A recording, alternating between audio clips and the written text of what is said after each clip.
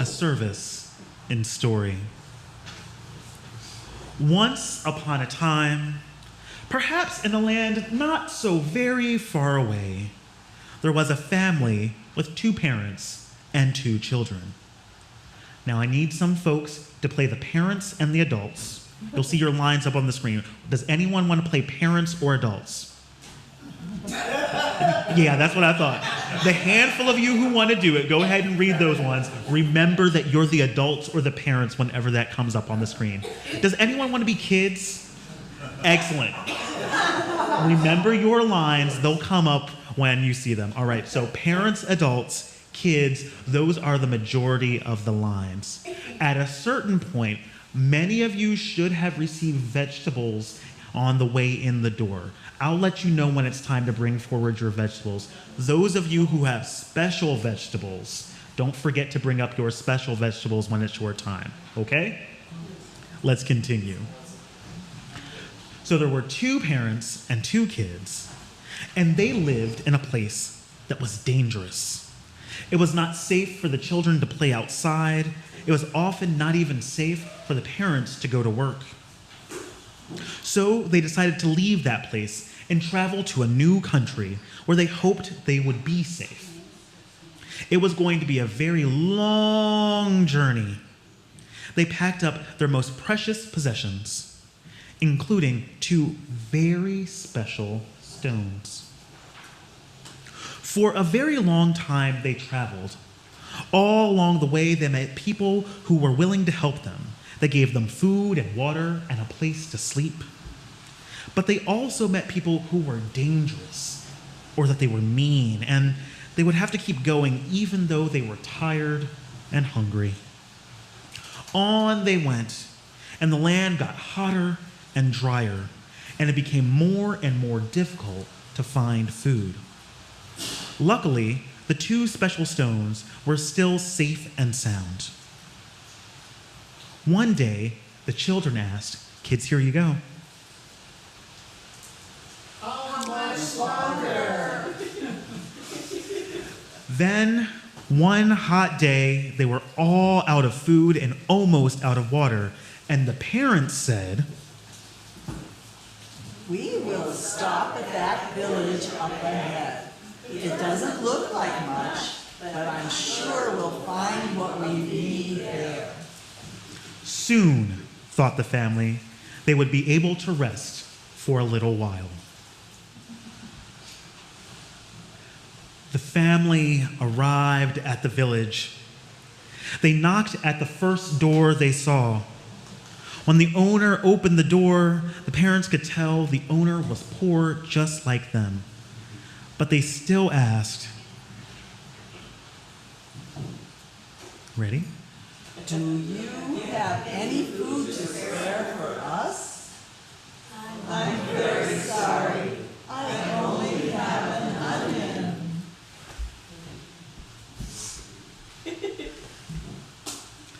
This same thing happened at other houses. Do you have any food to spare for us? I'm very sorry. I only have a potato.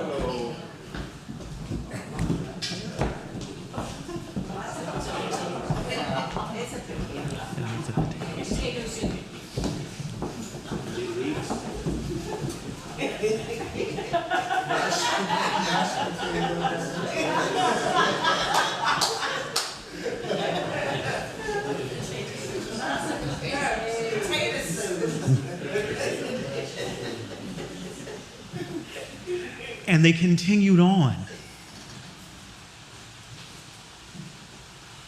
Do you have any food to spare for us? I'm very sorry. I only have some parsley.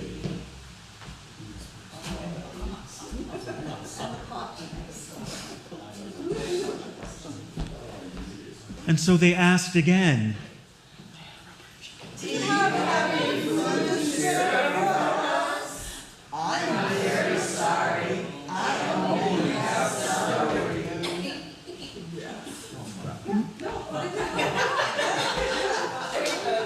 And they asked one more time,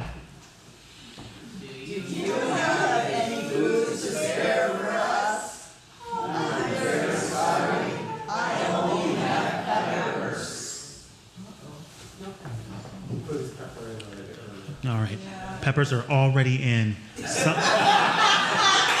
Sometimes that's the way you make soup. Well, the two parents looked at each other.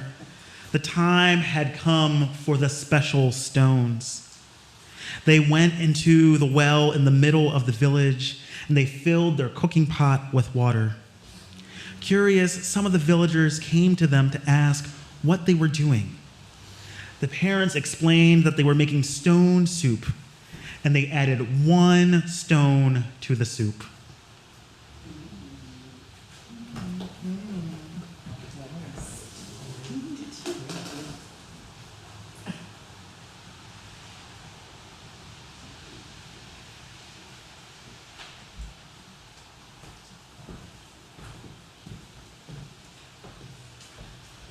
They explained that they were poor and did not have much, but they would gladly share the soup. The villagers were impressed.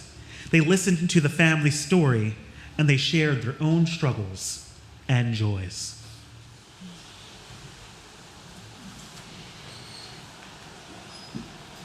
When the soup had simmered a while, parents tasted it.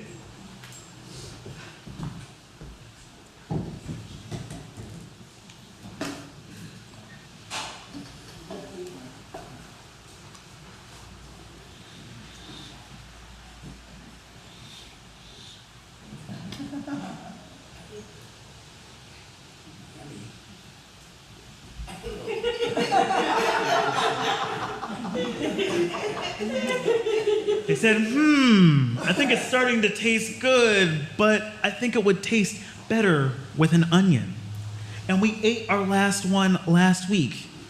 I know you are poor, but if you have just 1 onion, the soup would taste much better, and we will share it with everyone. And so,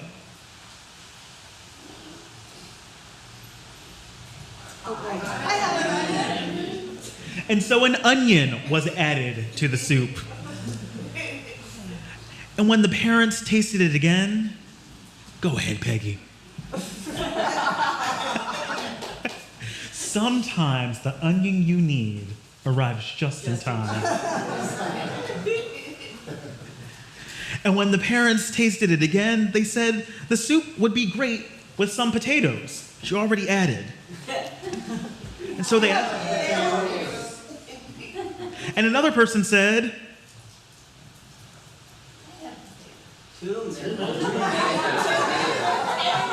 there were so many potatoes. If we only add a few more ingredients so it doesn't just taste like potatoes.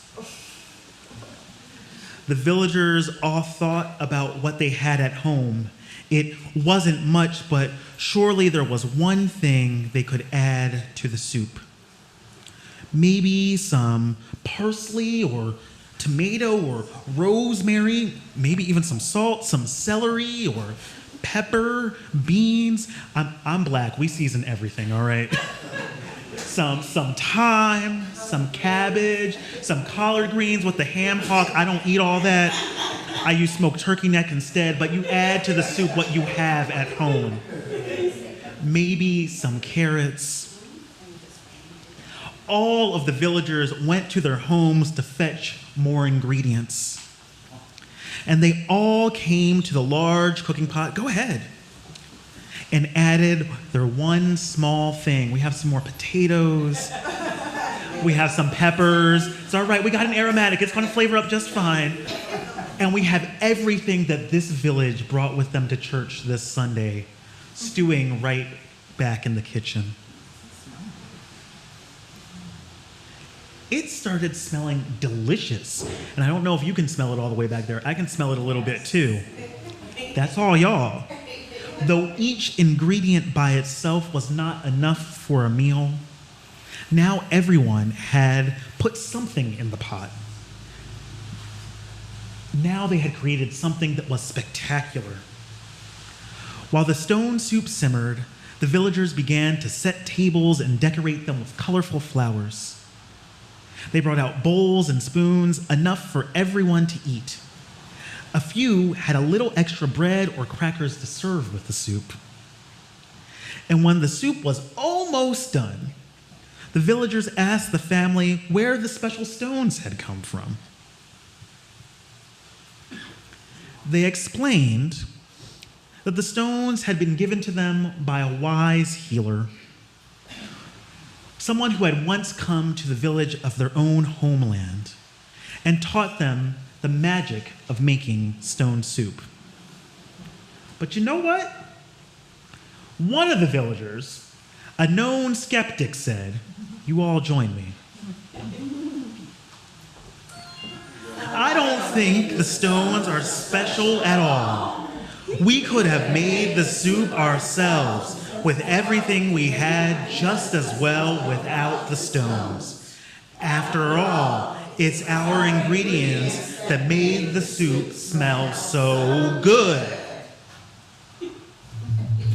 Well, one of the parents answered, "Perhaps so, but the truth is that you didn't. Not until our stone soup was brought out here to the square, you didn't add anything. I personally don't see why you couldn't make soup like this again, but without the special stones, you would all still think you did not have enough to share with each other or with strangers." And just like that, the stone soup was done, and the villagers and their family feasted long into the night.